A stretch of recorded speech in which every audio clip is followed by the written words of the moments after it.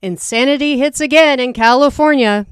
Marietta Police Department covers suspects' faces with Lego heads. Amazing. In booking photos and mugshots posted online. Welcome to Asmith Podcast. I'm Kimberly McNabb, and with me as always is my loving husband, Barrett McNabb. Hi, everybody. Now, check this out. Well, this is funny. This is funny. But you know, we have that there's a California bill that says that posting mugshots are unflattering. And have you seen a driver's license photo? Suck it up, Buttercup. Yeah, exactly. It's unflattering and it's not fair. And so California Senator Evan Campbell claimed that his bill is going to be making sure, which did pass, is going to be making sure that the privacy of suspected and convicted criminals is not going to be utilized at their normal face, but they're going to be covered up in some way. Now, a local police department had decided to go ahead and lean forward and have a little fun with check the out the blocking Shrek one. Yeah, that's I love that one. That's absolutely hilarious. So instead of just blurring out the images, the police department had a little fun. They're in compliance with the law that was passed, but still it made us laugh, and we wanted to make sure we brought this to you.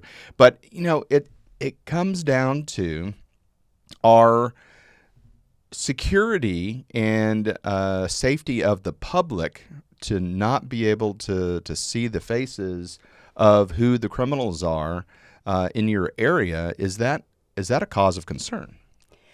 Well, they're more concerned about shaming and humiliating and, there's not really a public safety purpose. I'm sorry. Shame is a useful tool. Sure is. I mean, whether it's parenting, you got the teenage girl wearing the booty shorts and the dad shows up at the school in the booty shorts like, don't I look cute like this? Or ask any drill instructor, like, hey, do you ever make people do extra push-ups to shame them in front of all the other people? Like, hello, you got to do your job. And the football coaches, like, right. Come on, how many of you have played football, not showed up for practice on time, or you messed up a drill and your football coach made you do extra push-ups, and guess what? You try not to do it again. It works. It does work. And in fact, there's been a number of judges, and this was in the news a number of years ago, that were trying to keep people out of jail, but still punish them for their offenses. And there was a judge, and I haven't done research because it just entered my mind, but who would make shoplifting suspects stand outside of Walmart with a sign wrapped around their neck for an X amount of time that says, "I stole from this store." And the person had to do that in front of Walmart in lieu of going to jail. And so I see this, as an inventive shaming tactic, because the person had to stand there. They had to have their face uncovered, and didn't have their name and social security number or anything on the sign. But it did have the little rope that goes around your neck and a big placard that was on the front and back and said, I stole from this Walmart. And I thought that was very inventive of a use of shame in order to prevent further incidences like this. Well, and also it's far more effective than not punishing someone. Sure. But, if you don't want to be shamed, don't do the crime. That's the biggest thing. That's the biggest thing is it turns out that your interactions with the police go down drastically if you don't commit crime. Just to throw that out there, it absolutely just drastically reduction in police interactions if you do not commit crime. Yeah. Well, the bill also says that the police department must use the suspect's pronouns. Oh. Yeah. I mean, come on. If a guy says, I go by she, her, and it's really a dude, and the description out to the public is a she, her, people are going to be looking for an actual female. Right. With XX chromosomes. And so, I'm sorry, I prioritize public safety over a criminal's feelings. Yeah, I couldn't agree more, Kimberly. I mean, when you're looking at a suspect at large, okay, so somebody has committed a crime, they've gotten a no bail, which is entirely within the realm of possibility in California or New York. They've gotten no bail, and so they're released on their own recognizance, and they decide to skip their court dates, and they're running around causing havoc. I mean, if the police department wants help and assistance in finding the suspect, having the Lego head guy, we're looking for this person, and all of a sudden people are going to the Lego movie and sending in clips from the Lego movie of Lego Batman, to say, well, let's let Lego Batman find these guys. Anyway, the point is you need to be able to have information. And by putting out the information of the description and the looks and the correct pronouns of the suspect so that the public can make an informed ability to call in tips to the police department in order to capture the suspect is necessary. Well, there are some people commenting online justifying this. Okay. They go, oh, one day it may happen to you. You may be a suspect and you wouldn't want your picture out there. Okay, I see some of the pictures where they're using the Lego heads, right, and they're not at church. They're on the streets. They're wearing thuggish clothes. The person sitting next to them in handcuffs is also wearing thuggish clothes. I had a theory. Let's see if this makes sense. If you didn't want to get in trouble in high school, you stayed away from people who cause trouble. Yep.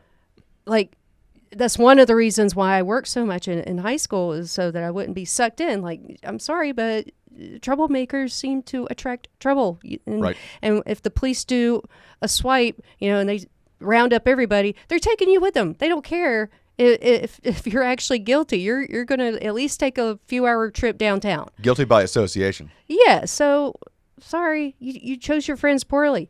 Right. Now I have an interesting thing. What about all of those beautiful mugshots that people got modeling contracts out of? I mean, there are. Are you going to miss out? Or something? Are you going to miss out? I'll put these pictures up here, but these guys went viral with their mugshots and got modeling contracts. How many modeling contracts are people going to miss out on if they have the Lego head instead? I'd say that's definitely the exception. I know. I just brought that up because there were people that look at these mugshots and stuff. Gets people going viral. Could be anything, but another defense of this law is it could humiliate the suspects' families. I'm sorry, but your families need to know what you're up to. I mean, come on, whatever happened to family honor? Let's go by the Japanese example, like family honor. I mean, hey, whatever it takes to get your kids to act straight, do it. Right, exactly. I mean, your mom, seeing your face plastered for negative connotations. Obviously, that's going to make her embarrassed if she goes to church group and stuff like that. She's, it's going to be an irritation for her and an embarrassment for her as well.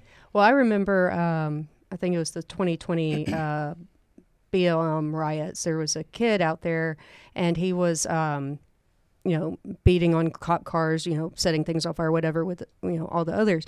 And there was a mom that came out there, and she started whipping his butt. And I was cheering. I'm like, yes, go get her. Go get him. Go get him. That's hysterical. It was awesome. So now there are exceptions to this law. So, okay. So let's hear them out.